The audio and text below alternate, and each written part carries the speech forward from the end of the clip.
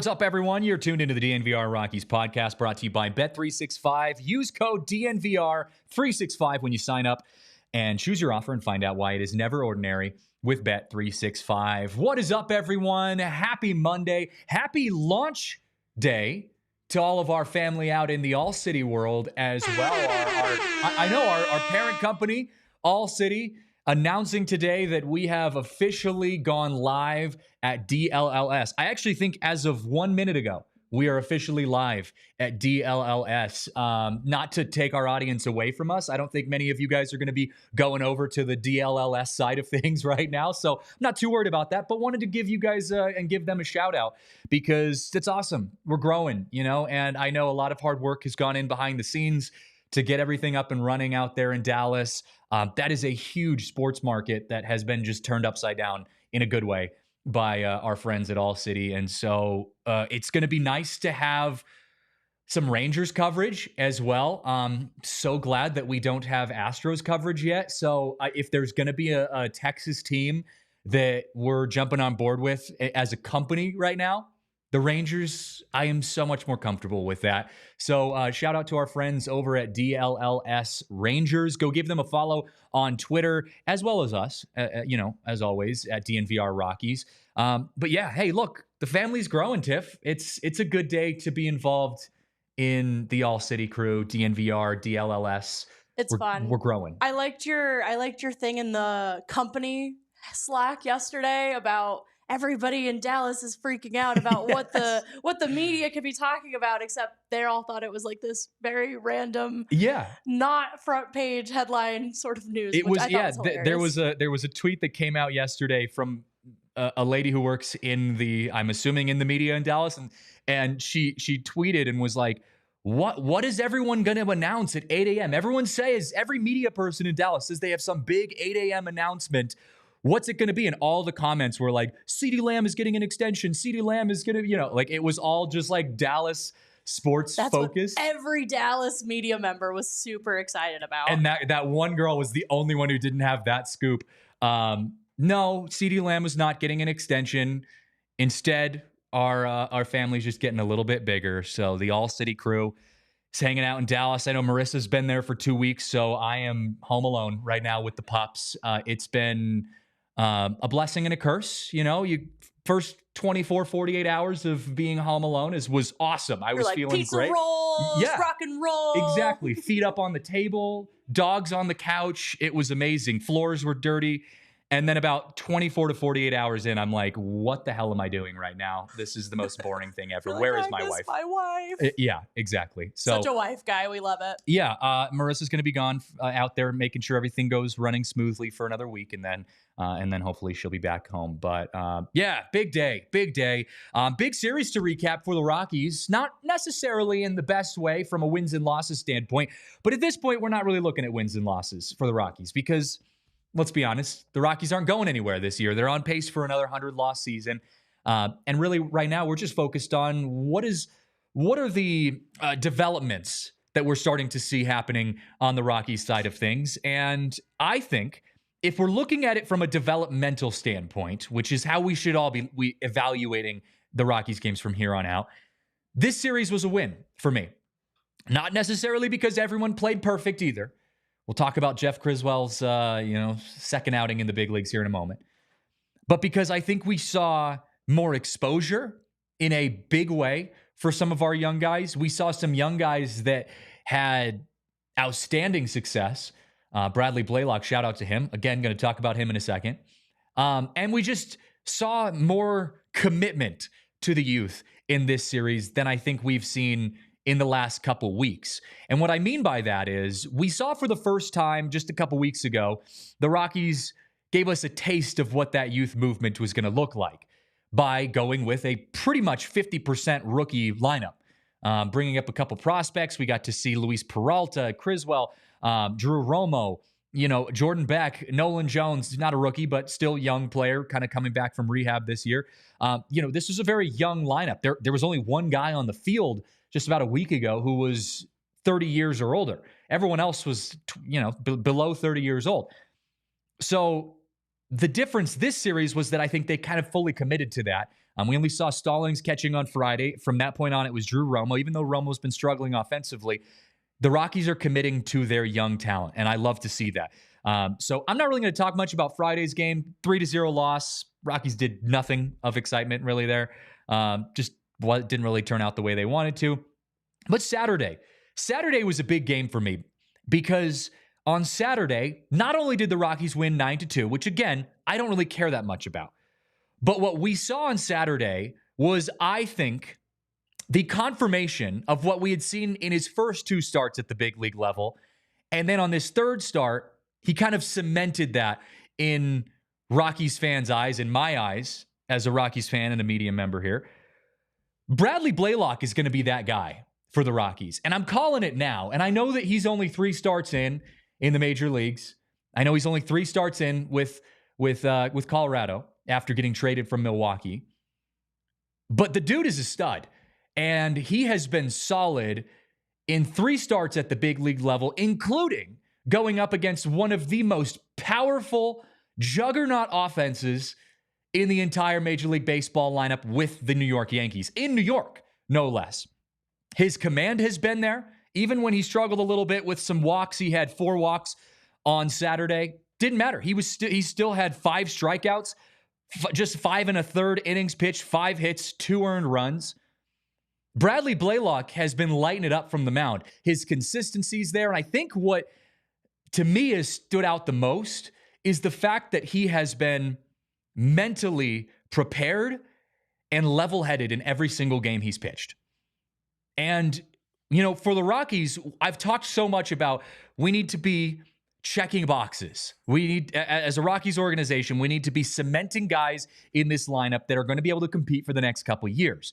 Bradley Blaylock, to me, and it's early, I get it, but from what I've seen initially, his command, his off-speed pitches, his confidence out on the bump, he is going to be a guy that checks the box in the starting pitching rotation for the Rockies for years to come. So get on board with the Bradley Blaylock train because I think he's going to be a solid starter for this Colorado Rockies lineup. So great to see Bradley Blaylock out there and getting it done again against one of the toughest lineups in all of baseball. And I know we haven't seen him get into the 7 innings yet, but I think the difference between pitching at the big leagues and pitching at AAA, AA, single A is huge. And people forget that guys can go and have a 2.1 ERA in the minor leagues, throwing 8, 9 innings, and then get up to the big leagues. And it's a totally different thing when you're facing Juan Soto, Aaron Judge, Giancarlo Stanton back to back to back. That's a totally different experience. And you're facing them 4 times in a game or 3 times in a game as a starter. That's a totally different experience than pitching in the minor leagues where you might face 2 guys, throughout your rotation, throughout your 6 or 7 innings that could be at the big league level. So Bradley Blaylock, I just love to see the confidence that he's had. Hey, Will Carpenter, shout out to Will in the Toyota chat. Will's always hanging out with us here on this Monday. He says, did you see the article that Patrick Saunders linked from Bob Nightingale that had Ethan Holiday as the number 1 player in the 2025 MLB draft? I did see that. And it is something I'm going to talk about this week. It's probably not going to be something I go deep into today, but I am going to talk about that in our upcoming shows here this week about the draft prospects. What I will say to that right now, though, is I think there's a huge possibility that the Rockies, statistically looking at a first-round draft pick right now, or first overall draft pick right now in the upcoming draft, I think there's a high possibility they go for a guy like Ethan Holiday. We know what his brother Jackson Holiday is doing for the Orioles. Jackson Holiday is a stud and is playing phenomenal. And Ethan Holiday, with the lineage of Matt Holiday being a star for the Rockies in his past, I think even beyond the numbers that Ethan Holiday has put up in the minor leagues and the potential power and repertoire that he brings offensively, I think there's a high possibility that we see him linking up with the Rockies in the future. So hold on to that, Will, because I am going to talk about that in the future weeks. But I think that's a big possibility. So thank you for bringing that up. Let's get back to Saturday. Going back to that whole youth movement thing for the Rockies. The Rockies had 4 rookies that held New York to only 5 hits. That's something that I think we overlooked. And I know it's something that's going to be showing up a lot more as we get going because we're paying attention to these young guys. But 4 rookies held a powerhouse New York Yankees playoff competitor team to only 5 hits. Blaylock, obviously, getting his first MLB win. Luis Peralta making his MLB debut, going scoreless for the Rockies. Jake Cave, not a rookie by any means, but going off. Have a game, Jake Cave. Jake Cave revenge game? I think so. He went 4 for 4. He was just a triple shy of the cycle. And just to remind folks out there, Jake Cave in 2018 used to be a New York Yankee. And he was traded to Minnesota for Luis Gil and then came back to New York with the Rockies and went out and got on his horse and had himself a career game, 4 for 4, just a triple shy of the cycle. What a game for Jake Cave. I think he actually might have been 4 for 5 at the end of that one, I think. But either way, had a career game. So he was going off. On Sunday, Aaron Judge took command and took control of the game, and the Rockies ended up losing that game by a pretty good margin. Aaron Judge hit home runs number 50 and 51. Not really surprised by that. One of those home runs would have been a routine fly ball at any other park. Let's just say it how it is. But again, I'm not going to take that away from him because Aaron Judge is a hell of a player. And he has cemented himself in the AL MVP conversation, if not outright the AL MVP of this season. But I want to look at a specific stat that was kind of interesting, stood out to me. Aaron Judge is just the second player to hit home run number 50 versus the Rockies. The first player to ever do that was Sammy Sosa back in 1999. So that's an interesting little group of people to join. Aaron Judge hitting 50 home runs in his career. It's the third time that he's done that. There's only a few other players to have hit 50 home runs or more 3 times or more in their career. That's Babe Ruth, Mark McGwire, Sammy Sosa, and A-Rod. So joining some elite company is Aaron Judge. And to do it in front of the New York fans, for them at least, good for him. Whatever. For Rockies fans, cool to see it, that kind of thing. But, unfortunately for Jeff Criswell, he was not happy to see the way that thing went because he gave up back-to-back-to-back home runs to Soto, Judge, and Stanton. Here's what I'm going to say about that for Jeff Criswell. That's okay. You gave up 3 home runs in a row. It's your second major league appearance in your entire career. Second time coming into a relief setting. You had, granted, a 1-run game going into that, but you faced the heart of the Yankees order. And that's going to happen when you are bringing in guys who have never seen a big league field in their entire careers. And I would rather these kind of situations happen now when you're leaving pitches that way. Drew Goodman said it on the broadcast.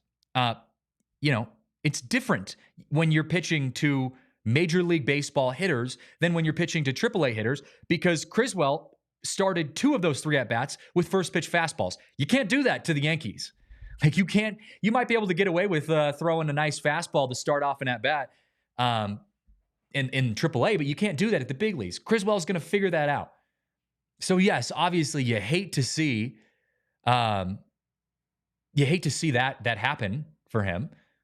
But I'm okay with it. I think that it's one of those situations. I remember actually saying this a long time ago. I was on as a guest. I think Tiff was producing on as a guest with Susie of the Rockies podcast a while back, a year ago. And I remember saying, I think it was spring training, and saying I'm okay if guys suck right now because you're not really, this isn't like a must-win situation. So if you're going to give up 3 home runs in a row and pretty much lose your team the game, do it now. Don't do it in a year or 2 years when you have a chance. Learn from these mistakes. And so I think there's no better awakening than to have that happening to you for Criswell. And Will, you're right. One of those home runs to judge was only a home run at Yankee Stadium. Take it for what it is.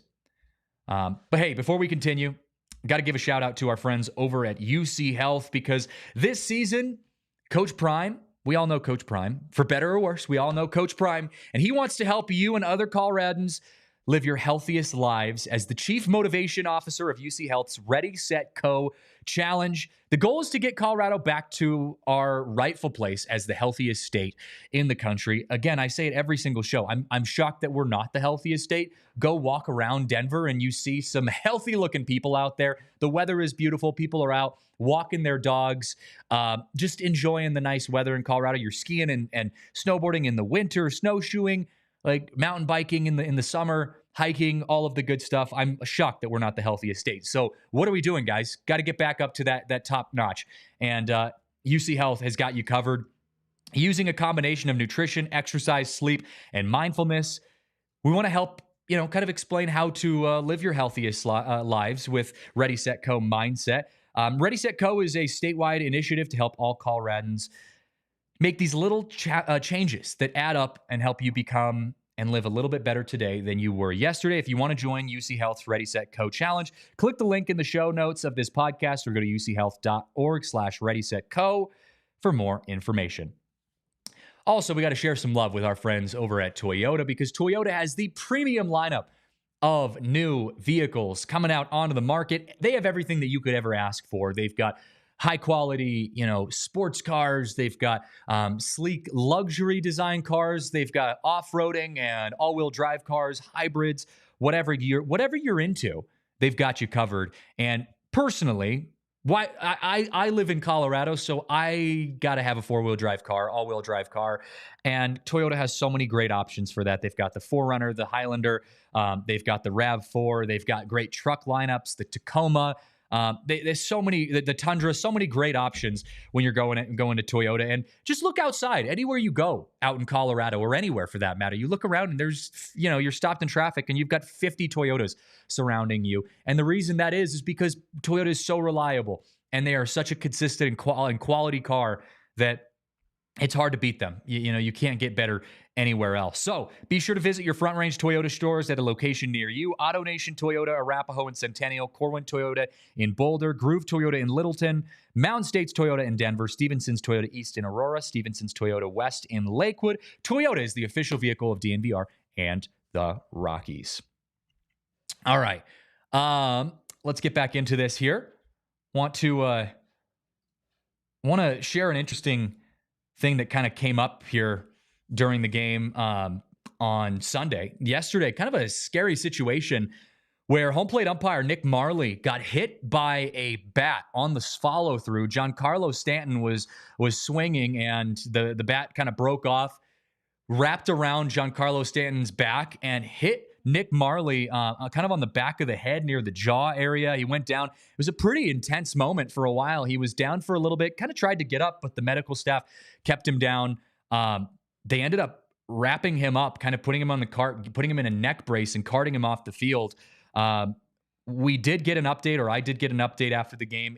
He was treated at a hospital after the game and was diagnosed with a concussion. And so hopefully they were able to kind of catch that quick enough and be able to stabilize him to where he is able to recover quickly. The Rockies put out a tweet saying that their best wishes were with him. It was pretty intense though for a little bit. And Tiff, I don't know if you were watching or not, but I mean, it was 15, 20 minutes of a game delay.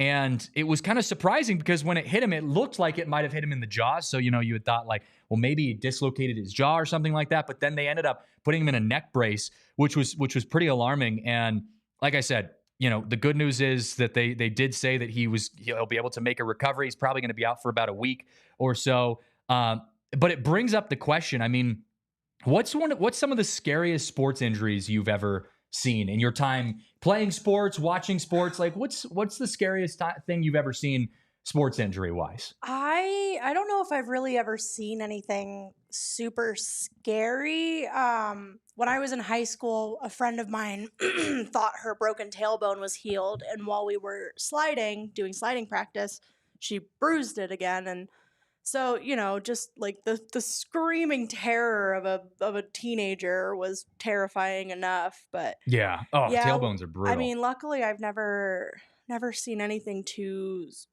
crazy. I go to a lot of hockey games, and while there's always like the risk of like getting cut by a skate and stuff like Yeah. that, like I've never seen that in person, thank God, but Yeah. it's scary. Yeah, it is. Stuff like that is really scary. Hockey especially, you're right. I mean, hockey is one of those things too, where like I think you forget because of how tough these guys Yeah. are, where like, And they just look so they're like getting easy. their teeth just knocked out. And it's Yeah. like, yeah, it's another day at the office. Totally. But yeah, it's such an intense sport. I think, obviously the first one coming to mind for me, DeMar Hamlin, obviously that one was pretty insane. I wasn't watching that live, but I remember watching another football game live at that time and then hearing about it, going over, like switching channels and seeing them still in like, while everyone was like out on the field trying to kind of figure out what was going on. And that was probably 10 minutes after it had even happened. So that one was crazy to me.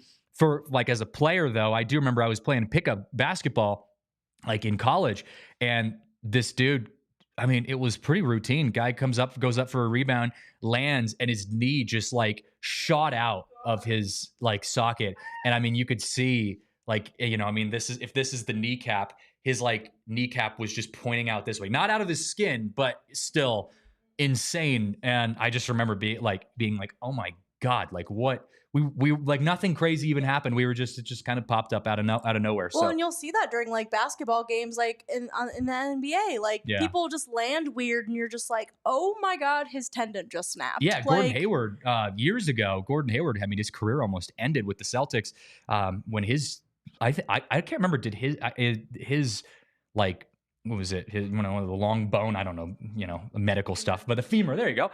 Was it sticking out of his skin? I think that one was one of the more gruesome ones that like where it popped out. But yeah, those kind of injuries are insane.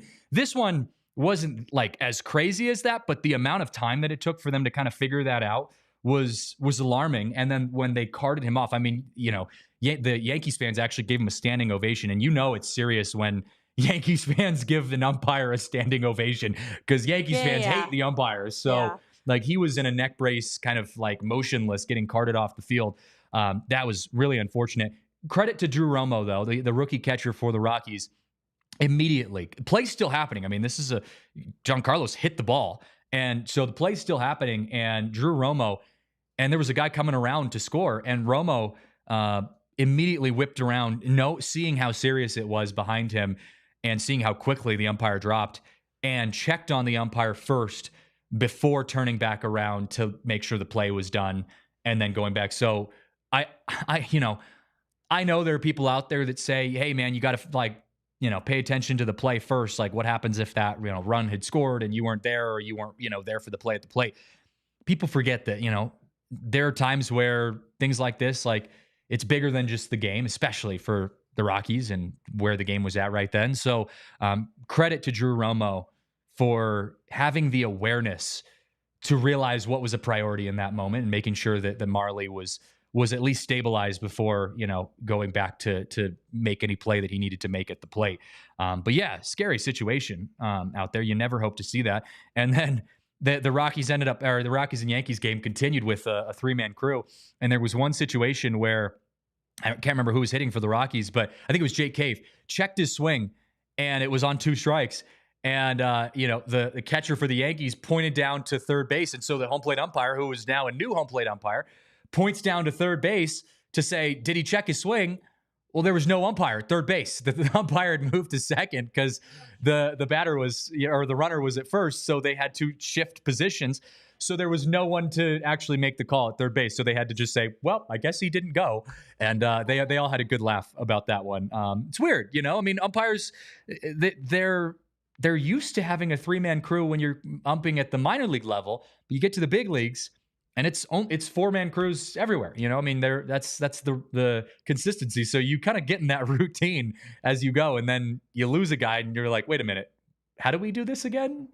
It's a little weird. How long of a career like gap would that be though, from like the little leagues to, because some of these guys have been umping for years, like decades at this point, right? Yeah, so. I mean, I think it's different for everyone, and I think it depends on what levels you hit. But I do know that there is it's kind of like being a pilot. There's like a minimum requirement of hours served. And so you have to have a certain amount of hours at like certain levels. I don't know if there is a set formula of like, you have to do this, you have to do that, you have to do that.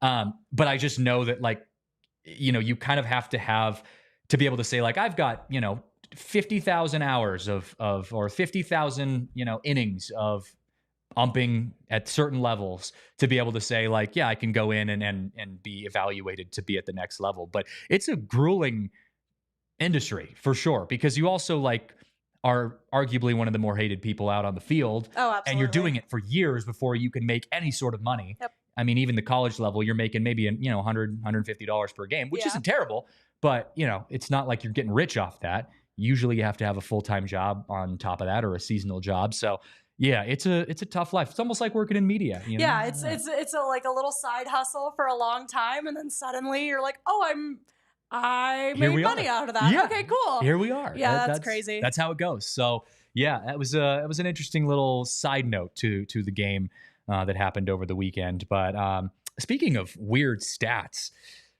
I gave you a graphic, Tiff. It's the Rockies stats all time against New York. This is an interesting thing, and this was on the Rockies broadcast, so credit to the Rockies production team for putting this together, but I did not realize how insanely good the Rockies have been historically against the New York Yankees. And if you're listening at home and you can't see the screen right now, I'll explain it to you. The Rockies, in their history, all time against the Yankees. Now, caveat, the Rockies, this is an AL team versus an NL team, so they don't play each other very much. But in the history since, 1993 of playing the New York Yankees, the Rockies rank first all time in average against the Yankees at 268, on base percentage first against the Yankees at 332, slugging percentage first at 467, and OPS first at 799. Their winning percentage is second in Major League Baseball all time against the Yankees at 480. That's insane. Like, did the Rockies have the Yankees number? And most of that, I would say, is at Yankee Stadium when I was looking at some of the stats. So even though the Rockies weren't able to continue with that trend, although they did have a pretty explosive second game of the series offensively, they've got the Yankees number from day one.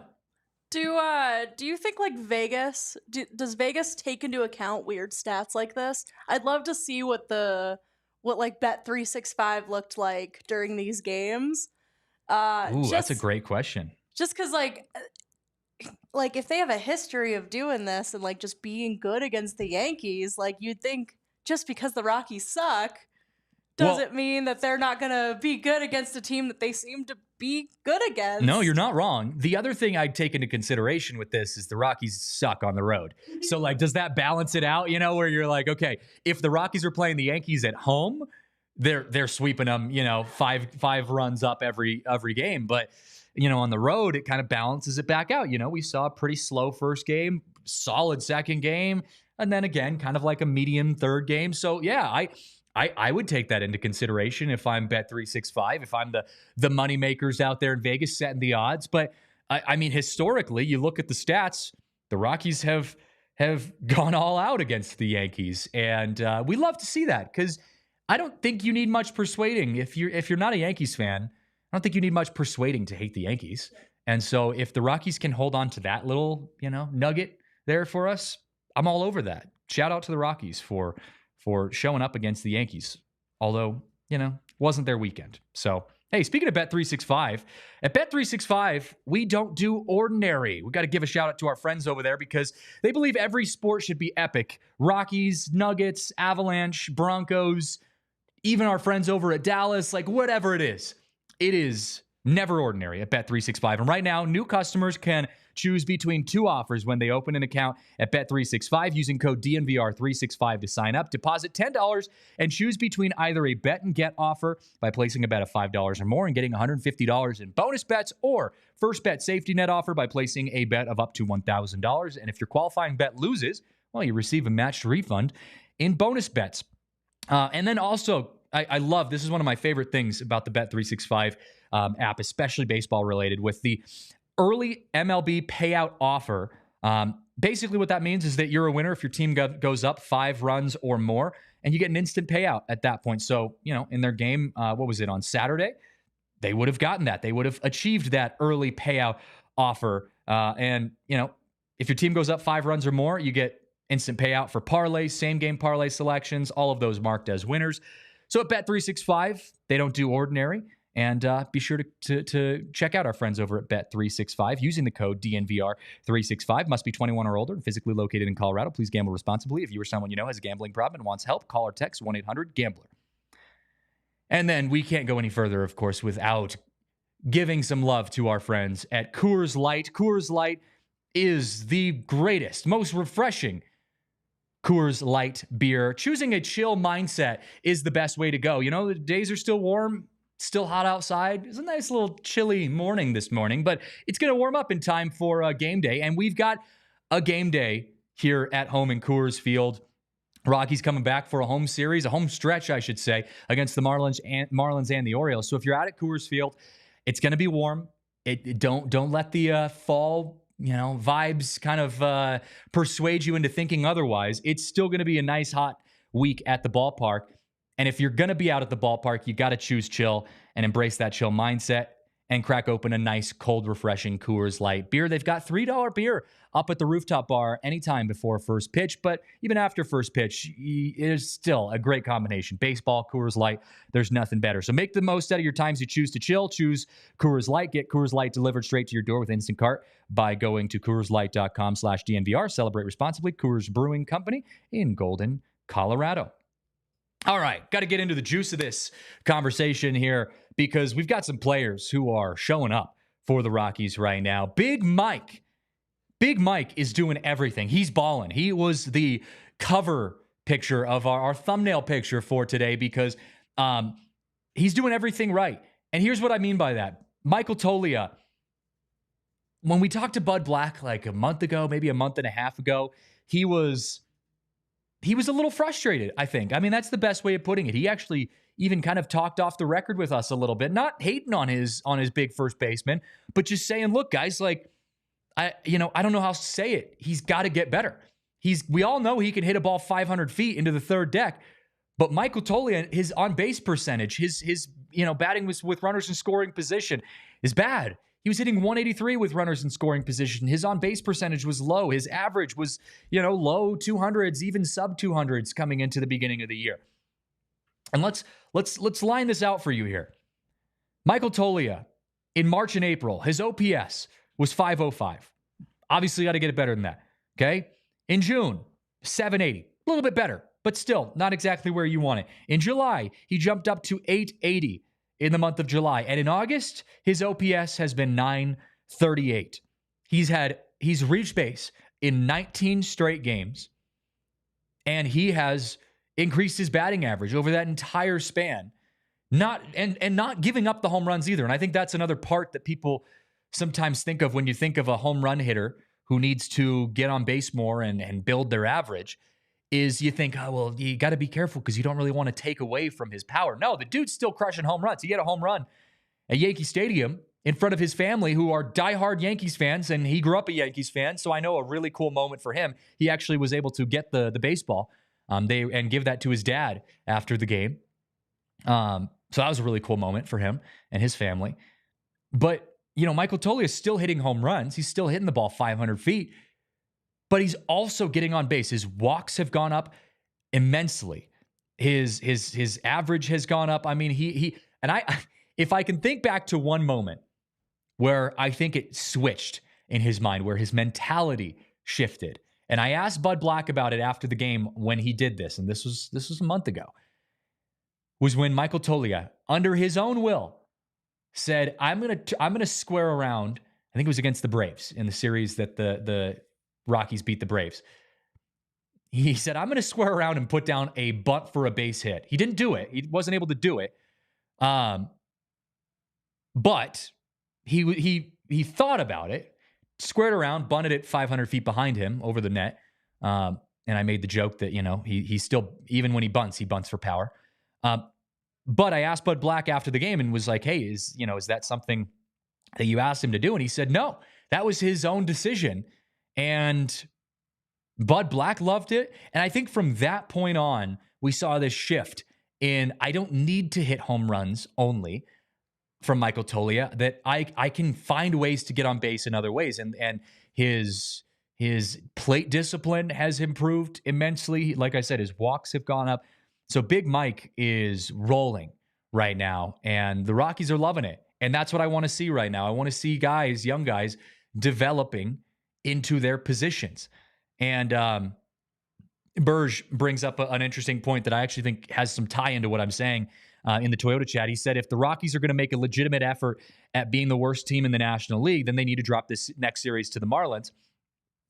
I don't know if you're in, tank mode at this point, because you do need guys building confidence. Like there is this idea that like baseball is still kind of an individualistic sport in itself. And so, I need to see guys like Drew Romo going 3 for 4. I need to see guys like Michael Toglia getting doubles and singles, and increasing his batting average. I want to see our starting pitchers. I want to see Bradley Blaylock adding another 5, 6, 7 inning, 2 earned run or less outing. I'm not in tank mode, but if the Rockies lose every single game to the Marlins, I'm not complaining. We're okay with that. And I think the fans are too. I mean, again, like I said, we all love to go watch a fun game at Coors Field, but you lose 2 out of 3 to the Marlins, I will not show up here on the podcast next week freaking out saying, what the hell are we doing? I'm going to say, it's okay. That's all right.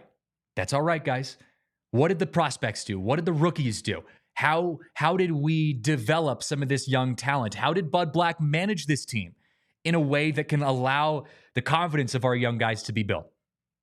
So that's what I'm looking at more. So good point there, Burge. I'm not against them losing all their games. I'm just not on the tank mode yet, because a byproduct of guys going out and building confidence is maybe winning games. I mean, if you get a run going, you win some games. So I'm okay with it if they do. But that's an interesting point. Again, we are going to be doing a draft show, or a hypothetical draft show, because it is looking statistically like the Rockies might be getting a first overall pick of the upcoming draft. There's plenty of conversations that we're going to be having about that in the coming months, but also this week, because I did see that Patrick Saunders article. I know that's kind of the word circling around the clubhouse right now and around the media. So we're going to talk about that as the week continues, about, what do the Rockies look like, through the rest of the season, and if they can get that first overall pick, what does that pick look like? Going back to the Rockies players, though, Ryan McMahon, unfortunately, he's been in a slump. Since the All-Star break, he's hitting 138. Oof. 17 walks, 34 strikeouts. Not worried about that too much. Guys go in slumps all the time. It's unfortunate for a guy like RyMc for it to happen to him.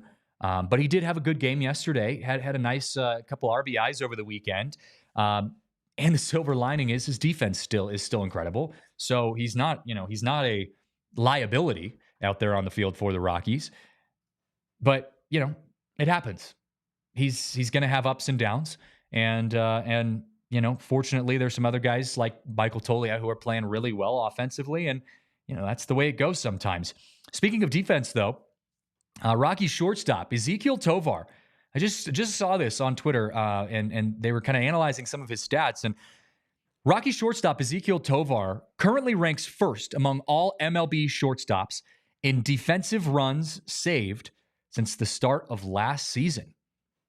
That's a cool little tidbit there for Ezequiel Tovar. And he was balling out against New York too, defensively.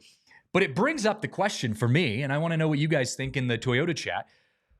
But does Colorado have one of the filthiest defensive lineups in the National League? I think it's an argument that you could make. I think defensively, and I'm not talking offense, I'm not talking pitching, obviously. I'm talking just defense. But defensively, let's go around the board. Okay, Drew Romo, he's a rookie, so we're not going to put him up there in like top catchers in the league. But he's known for his defense. That is his focal point. His offense has been struggling. He needs to work through some of those things. I like that he's getting big league reps, but his defense is solid. And he had a really good throw down to second, albeit it was Tanner Gordon's fault that he didn't get the runner out at second. But I mean, it was a late pitch that he was able to zing down to second base and almost got the put out on that one. So Drew Romo, a solid defensive catcher. Michael Toglia, a phenomenal first baseman defensively. He's 6'6" or higher, I think. I mean, he might even be taller than that. He's built like Todd Helton, but he's got the defensive agility, I think, to be able to have a Gold Glove season in the coming years if he continues to grow into that position. He is a lockdown first baseman. Obviously, Brendan Rodgers, he's good. Don't get me wrong. Very, very good. I think he gets overshadowed because there are so many good second basemen, but he is a great second baseman defensively. And shortstop, Ezequiel Tovar, I just gave you that little stat there for him. Ryan McMahon, he's going to win a Gold Glove. No surprise there. And then you go into the outfield. Outfield, again, one of the best defensive outfields in the National League once we see some development go through for some of these young guys. You've got Nolan Jones, Brenton Doyle, and Jordan Beck. I mean, those are all phenomenal outfielders. Brenton Doyle could potentially win a Gold Glove out in center field. I think in the coming years, Beck and Jones could also get up there with Gold Gloves in the outfield if they stay healthy and consistent out there in the outfield. So this defensively is a great lineup for the Rockies. But Burge makes another great point that having a team that fields well is a plus, but it's no substitute for starting pitchers. And that goes back to what I've said in the past about how we're developing players, where you've got like 5 outfielders in the minor leagues right now that are all studs. Charlie Condon, Yanquiel Fernandez, Zach Veen, Zach Veen's balling out right now in AAA, had a home run in his first at-bat with the Isotopes. But what are you going to do with all those guys? I want pitching. Like, I'm sorry to be greedy, but I want pitchers. So I'm going to be curious to see how the Rockies move some of these assets around because they've got a great defensive lineup right now.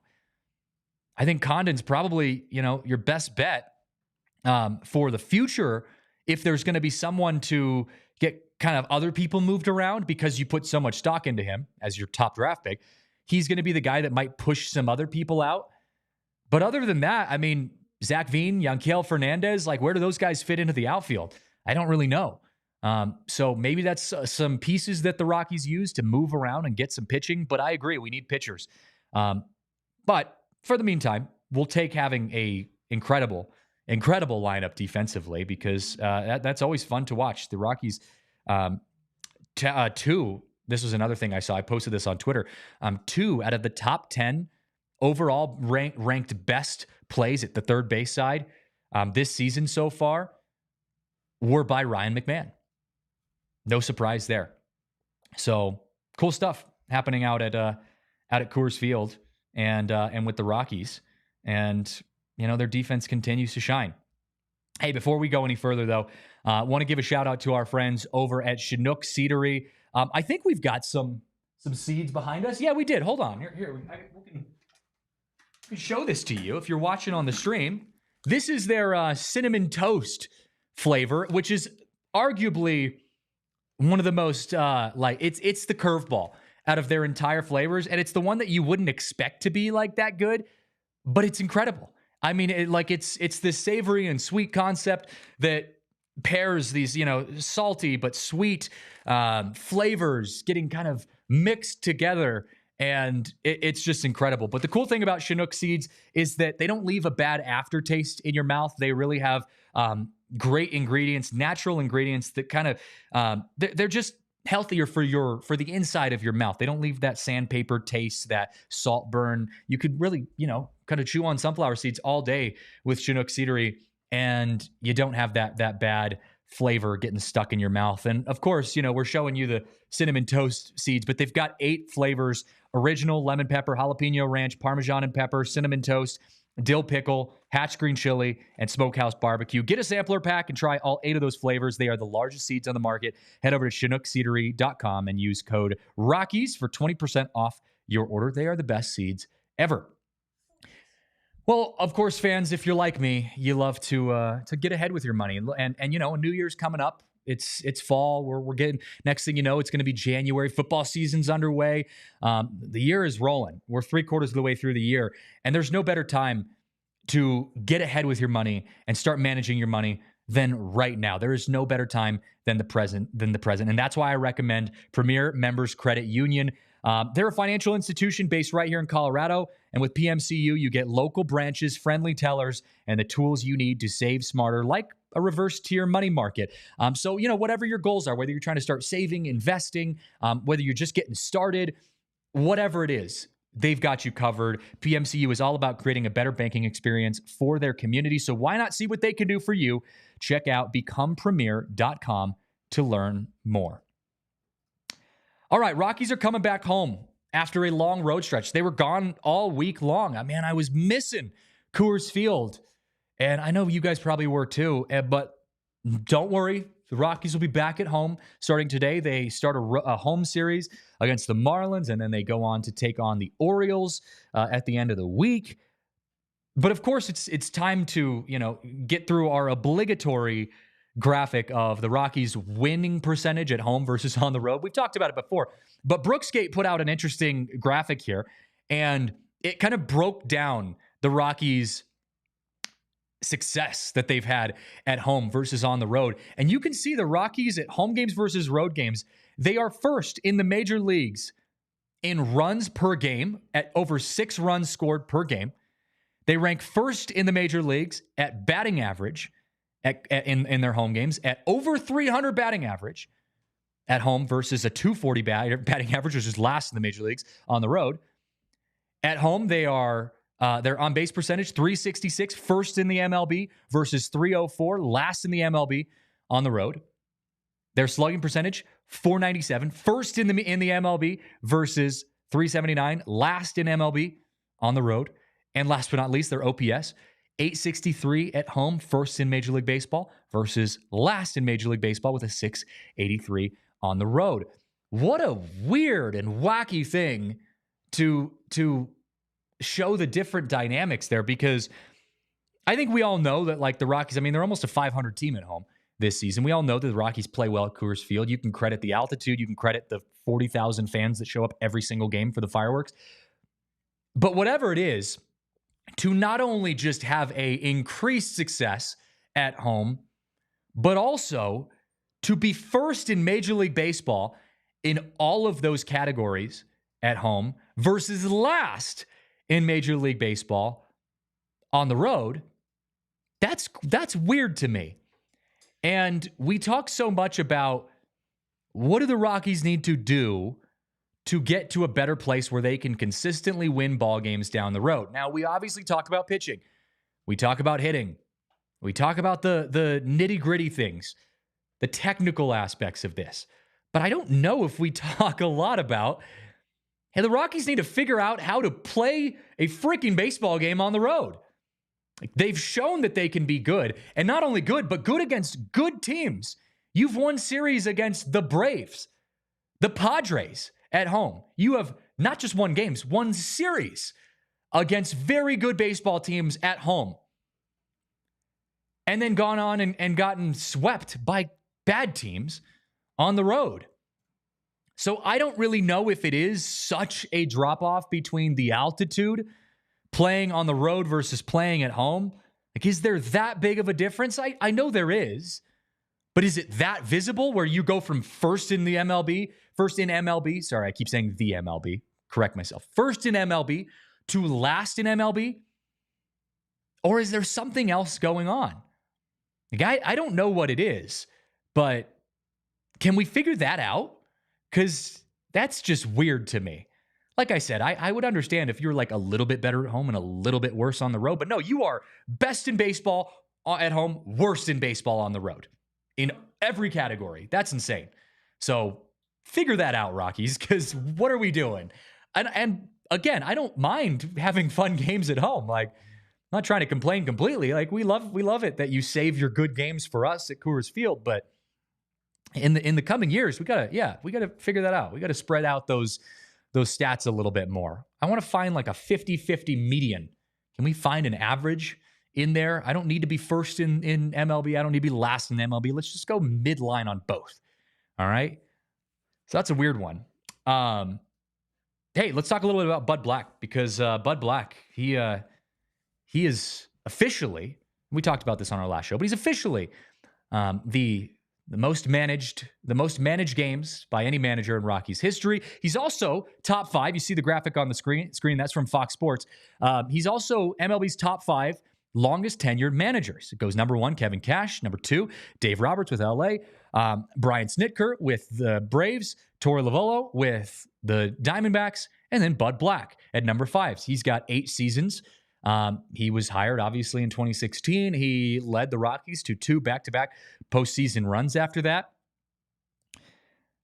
But you guys were talking about this article from Patrick Saunders about, the draft coming up. Did you guys see the Patrick Saunders article about Bud Black and his conversations with the front office about, is he going to get extended? Is he not? Where does Bud Black fit in the future? Because that was a really interesting read. And the part that I thought stood out to me was in the article, Bill Schmidt told Patrick Saunders that Bud Black's contract extension is going to be discussed after the season. And that's a red flag to me. Because if you're going to extend a guy, maybe you don't necessarily say it outright, but you tend to say things like, hey, yeah, we've had some really positive conversations with Bud. We really like what he's doing with the team right now. We like the future outlook for him. We'll talk more about this after the season gets done, but we're really happy with Bud. That's what you say when you're probably going to extend a guy. When you're not going to extend a guy, or you probably won't extend a guy, you say things like, hey, yeah, we're going to talk about that after the season. That to me seems like you're trying to limit the distractions at the end of a year by saying something that causes people to think. But in turn, that makes me think, is Bill Schmidt going to extend Bud Black? And here's where it gets tricky. I'm kind of neutral here. I've seen things from the outside. Look, you guys all know, like the Rockies are my adopted team. So I have the perspective of someone who didn't watch Bud Black as my team over the past 8 years. I think Bud Black is a phenomenal manager in a lot of aspects when given a great lineup to coach. I think it's unfortunate that the Rockies front office hasn't given him that lineup in the past few years. But I also think that Bud Black is a guy who trusts his veterans and likes to lean heavily on veterans. And so I'm liking that he's starting to lean into a little bit more of the youth movement that he's being dealt, really, is what's happening. But I don't know if this Rockies clubhouse needs a new face. Will in the Toyota chat says the next manager will be Warren Schaefer. I totally agree. If there is going to be a new manager, it's going to be Warren Schaefer. Look at what the Mariners just did. The Mariners just canned Scott Servais, who has had 3 consecutive winning seasons for the Mariners and brought them to the postseason for the first time since 2001. And they just got rid of him because the team's falling apart in a year that they are very much in a playoff window, which is different than the context of where the Rockies are. And Jerry DiPoto says, we need a new face in the clubhouse. And he loved, him and Servais are like lifetime best friends, which is wildly awkward. But they needed a new face. So they brought in Dan Wilson, who in his 3 games that he's been managing the Mariners has won 2 out of 3 against the Giants in good fashion, including a walk-off win in his first game. Do the Rockies need a new face in the clubhouse? Well, I don't think it's going to be a new face. I agree with Will. It's probably going to be Schaefer, if there is one. But maybe they need a new vibe. Schaefer is the young, kind of intense. He's the Gabe Kapler of the Rockies. You know, he's athletic. He's a player's coach. Not that Bud Black isn't. But I just think he brings a different vibe to this Rockies clubhouse. So it's an interesting conversation piece. And I agree with you, Berge. I don't think Bill Schmidt should be blaming Bud Black for the lack of organizational talent. It is, if Bud Black gets fired tomorrow, he is not the problem. I will not blame him for anything. I am not going to sit here and say Bud Black was the issue at all. Bud Black's a great manager. He's shown that. He was a great player. He's a good presence in the clubhouse. I have no issues with Bud Black whatsoever. Here's where I think it gets tricky, though, for the front office. If you get rid of Bud Black, this is similar to what happened with the Broncos. And here's why I draw this comparison. When the Broncos and Sean Payton got rid of Russell Wilson, the blame of the Broncos' failures could no longer fall on anyone but Sean Payton and George Payton's shoulders.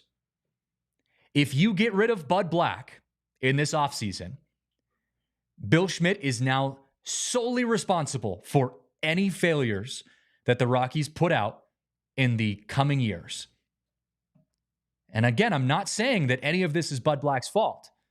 But if they get rid of Bud Black, you no longer have a guy that you can pin failures on in the coming years.